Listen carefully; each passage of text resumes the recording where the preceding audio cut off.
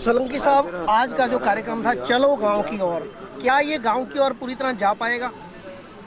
बिल्कुल जाएगा और पहले भी गया था। 1993 से 98 तक की जो सरकार थी, जब साहब सिंह जी विकास मंत्री थे, पहली बार गांव में डेंस की सड़कें बनी थी। गांव की जो पुरानी चौपाल थी उनको ठीक किया गया था। गांव में सामुदायिक भवन बने थे और गांव में और तो क्या, जो शमशान है जहां आदमी को आखिरी में वहां जाना है, शमशान घाट की बाउंड्री तक पहली बार वहां पर की गई थी उस समय में। तो साहब सिंह वर्मा जी ने जिस तरह काम किया था, सारी दिल्ली के लोग जानते हैं कि गांव देहात में बहुत काम हुआ था, लेकिन सीवर का काम तब भी नहीं हो पाया था। तो सीवर का जो काम है, उस समय प्लानिंग बनी थी। कुछ गांव अर्बनाइज जो गांव थे उसमें सीवर का काम वर्मा जी के टाइम में हुआ था। मेरे पाड़म गांव में, मेरे इलाके में 9 गांव अर्बनाइज हुए थे, उनमें लगभग सब में सीवर का काम, उसमें पोचनपुर, अमराई, ककरौला, मटियाला, पालम, इन गांव में दिल्ली में जब भाजपा की सरकार थी 93 से 98 तक, तब हुआ था। और तब से लेकर आज तक किसी भी अर्बनाइज गांव में और रूरल गांव में किसी में नहीं बनाया गया जी, उसके बाद नहीं हुआ। और उसके बाद कई बार जब मीटिंग होती थी, साहब जी अपने राजकुमार चौहान जी जब बीच में एक बार विकास मंत्री रहे, तब भी हमने अनेकों बार कहा, उन्होंने कहा जी प्लानिंग हो रही है, एस्टिमेट बन रहे हैं, लेकिन सच्चाई ये है कि आज तक किसी भी गांव में, कोई रूरल गांव में एक में भी उन्होंने सीवर डाल के नहीं दिखाया। बजट सत्र आने वाला है दिल्ली सरकार का, तो क्या तैयारियां फिर आप? तैयारियां पूरी हैं। खा गई बिजली, पी गई पानी, शीला तेरी यही कहानी। इस बार हमने 36 दिल्ली की समस्याओं को लेकर के, उसमें पानी, बिजली, महंगाई, सुरक्षा की बात, उसमें गांव की भ्रष्टाचार की, ये सारी बातें, उसमें गांव में जो सीवर पड़ने थे, गांव में जो पानी नहीं है, पानी के लाइनें नहीं है, जो कमांड टैंक पहले आज से 10-10, 12-12 साल पहले तैयार पड़े थे, उसमें पानी नहीं छोड़ा गया। द्वारका एशिया की सबसे बड़ी कॉलोनी है, आज वो भी पानी के लिए त्राही त्राही कर रहे हैं। पाड़म गांव जो सबसे पुराना गांव है, आज पाड़म में एक बूंद पानी फिल्टर नहीं है, ट्यूबवेल का पानी है वो खारी है। और मैं पिछले लगातार जब से शीला जी मुख्यमंत्री बनी है, मैं लगातार कभी मैंने उनसे कोई बजट नहीं मांगा सड़कों के लिए, कोई और समस्या नहीं कही।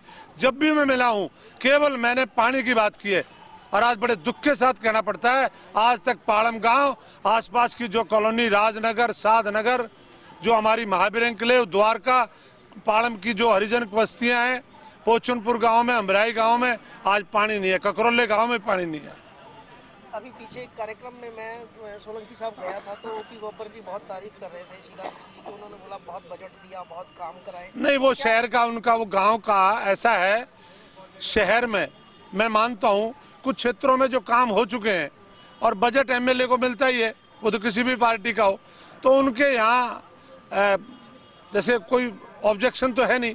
हमारे यहाँ तो कुछ कॉलोनियों का नाम ही लिस्ट में नहीं है, उनमें कोई काम ही नहीं हो रहा। आप सीवर की बात करते हो, वहाँ सड़कें नहीं बन रही, वहाँ नालियाँ नहीं है, पानी के निकास का वहाँ पर कोई साधन नहीं है। बारिश में गंदा पानी वहीं गलियों में, कच्ची गलियों में सड़ रहा है।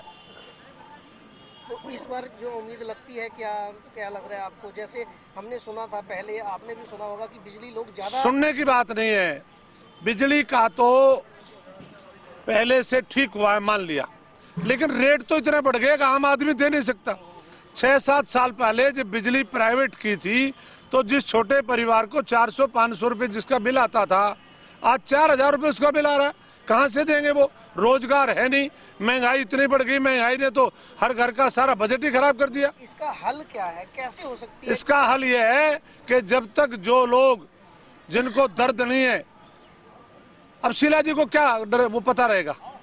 शीला जी को क्या पता कि पानी अगर घर में नहीं आए, फिल्टर पानी की बात क्या, ट्यूबवेल का भी कई जगह नहीं पहुंच पाता, घर में पानी की जरूरत है। आज ट्यूबवेल पर बैन लगा रखा है, कोई घर में अपना ट्यूबवेल नहीं लगा सकता दिल्ली में।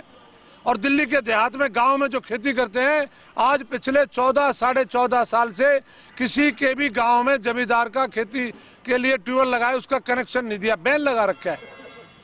नौकरियों पर बैन है, ट्यूबवेल में बैन है, महंगाई बढ़ रही है, फिल्टर पानी लोगों को गांव में, देहात में, कॉलोनियों में मिल नहीं रहा। तो ये क्वेश्चन इस बार उठाने की तैयारी है? और ये तो हर बार उठाते हैं, लेकिन इस बार तो आर पार की लड़ाई लड़ेंगे हम। इस बार तो आर पार की लड़ाई लड़ेंगे, लेकिन सबसे बड़ी लड़ाई तो लोकतंत्र में जनता होती है। सबसे बड़ी अदालत जनता है और जनता ऊब चुकी है सरकार से। इसके झूठे वादों से, कॉलोनी पास करने का हो, चाहे किसानों को मुआवजा देने का हो, सब ऊब चुके हैं लोग। एक भी वादा कांग्रेस की निकम्मी भ्रष्ट सरकार ने, एक भी वादा दिल्ली का 14.5 साल में पूरा नहीं किया। जिस तरह आज का जो कार्यक्रम रहा, आज का कार्यक्रम यह है कि जिम्मेदारी पार्टी ने अध्यक्ष जी को, विजय गोयल जी को दी है। इनके नेतृत्व में इनको पहले भी मैं व्यक्तिगत तौर पे कहना चाहूंगा, मैंने इनके साथ युवा मोर्चे में 20 साल काम किया, 18-20 साल लगातार। मैं देखता हूं दिल्ली की सब समस्याओं से वाकिफ है और सबको साथ लेकर के, दिल्ली की समस्याओं को लेकर के ये जूझ रहे हैं। और साथ उसके बाद जो है चुनाव में भी सही लोगों को उस बीच में लाएंगे और दिल्ली में भाजपा की सरकार बनेगी निश्चित तौर पर। और आप एक बात बताइए कि 93 से 98 तक जो है वही लोग थे, वही दिल्ली की जनता थी, कैसे काम होते थे? आदरणीय अटल बिहारी वाजपेयी जब 6 साल तक देश का शासन किया, उस समय महंगाई कहाँ गई थी? उस समय झगड़े नहीं हुए कि हिंदू मुसलमान के झगड़े नहीं हुए। उस समय गैस के लिए कोई झगड़ा नहीं हुआ। राशन की दुकानों पर लोगों ने जाना भूल गए थे। जो राशन की दुकान पे चीनी मिलती थी वही बाजार में सस्ती मिलती थी उससे। आज कहाँ गए वो? स्कूटर पर भी बैग था कांग्रेस के राज में, स्कूटर भी नहीं मिलता था 4-4 साल, टेलीफोन भी नहीं मिलता था, गैस भी नहीं मिलती थी। अटल बिहारी वाजपेयी ने खुला टेलीफोन कर दिया, खुली गैस कर दी। कोई स्कूटर लाओ, गाड़ी लाओ, कार लाओ। तो ये राशनिंग जो है, मतलब ये जो कांग्रेस लेके आती है और भारतीय जनता पार्टी हमेशा राशनिंग को दूर करती है। राशनिंग के अलावा उनको चिंता है, दर्द है उनको। मानवता से प्रेम करने वाले आदरणीय अटल बिहारी वाजपेयी हैं। सांप्रदायिकता का बड़ा तगड़ा मुद्दा है। कोई झगड़ा उस समय कोई नहीं हुआ। नहीं, तब नहीं हुआ, लेकिन पुराना एक मुद्दा है। जैसे दिल्ली में 84 राइट्स के आज तक मुलजिमों को कोई सजा नहीं हुई, और गुजरात के लिए हल्ला मचाते रहते हैं कि सांप्रदायिक। जो लोग खुद चोर है वो कैसे चोरी का फैसला करेंगे? चोर, दुख की बात तो ये है कि चोर ये फैसला कर रहे हैं, चोरी कैसे रोके जाए? ऐसे बेईमानों को इस चुनाव में सबक सिखाएंगे और उनको न्याय मिलेगा। इस बार उम्मीद करें वो पूरा न्याय मिलेगा, क्योंकि इस समय जो दिल्ली से। और ये भी मैं आपको बता दूं, और अगर कोर्ट, पहली बात तो मुझे पूरा अपने न्यायालय पर विश्वास है, कोर्ट में न्याय मिलेगा। और लेकिन लेट हो रही है, बहुत देर हो रही है। और अगर नहीं भी मिला तो वो भगवान है, वो सबसे बड़ी पावर वो है, वो शक्ति है, सबसे बड़ी कोर्ट वो है, वो करेगी यहीं पर। मैंने हजारों लोगों को देखा जिन्होंने पाप किया, अत्याचार किया, विश्वासघात किया, उनको यहीं पर प्रसाद मिला है, यहीं पर भुगत कर मरे हैं वो। क्यों भी ठीक है। अब जो आने वाला समय है आपके क्षेत्र में, क्या क्या आप करना चाहेंगे जो काम वहाँ पर नहीं हो पाए इस बार? ऐसा हमने तो केवल पानी की बात थी, और अब हम पानी भी नहीं मांगेंगे। अब तो हम अपनी सरकार से पानी ला के दिखाएंगे पूरे दिल्ली के लोगों को। बाकी काम तो हमने सीवर का काम अपने लेवल पे कर रखा है, पुराना अनुभव है, कहाँ से बजट मिलता है, कैसे मिलता है। मैंने कभी शीला दीक्षित से बजट नहीं मांगा। सारी सड़कें मैंने पूरी 98% पूरी कर दी हैं, सीवर डलवा दिए हैं। वहाँ पर नालियों का हमारा दूसरा काम हो चुका है। हमने तो केवल पानी की बात है, और पानी इस सरकार से, गूंगी बहरी निकम्मी सरकार से हम पानी भी नहीं मांगेंगे। हमारी जब सरकार आएगी और पानी की सही व्यवस्था होगी, पानी की कमी नहीं है। इन लोगों ने जानबूझ के किया हुआ है। टैंकर लोगों के लगा रखे, टैंकर से कितना पानी भरोगे आप बताइए? 10 घरों में, 20 घरों में एक टैंकर जाएगा। घर में तो घर की सफाई भी करनी पड़ती है, बाथरूम में पानी चाहिए, रसोई को पानी चाहिए, नहाने धोने के लिए भी चाहिए, कपड़े धोने के लिए भी चाहिए। टैंकर से कभी पूरा होगा? थोड़ी तारीफ भी तो करिए, जैसे पुल बना दिया। कौन से पुल बना दिए? वो तो प्लानिंग होती है, प्लानिंग में होता है। डीडीए की जो हमारी द्वारका की कॉलोनी है, जो हमारी कॉलोनी लूट ली एक तरह की, हमारी किसानों की जमीन जो लूटी, 14 रुपए 50 रुपए गज ली थी, 14 रुपए 50 पैसे गज, 54,000 रुपए कुछ रुपए गज किले एकड़ ली थी। आज 2 लाख 3 लाख रुपए गज बेच रहे हैं वहां पर भाव।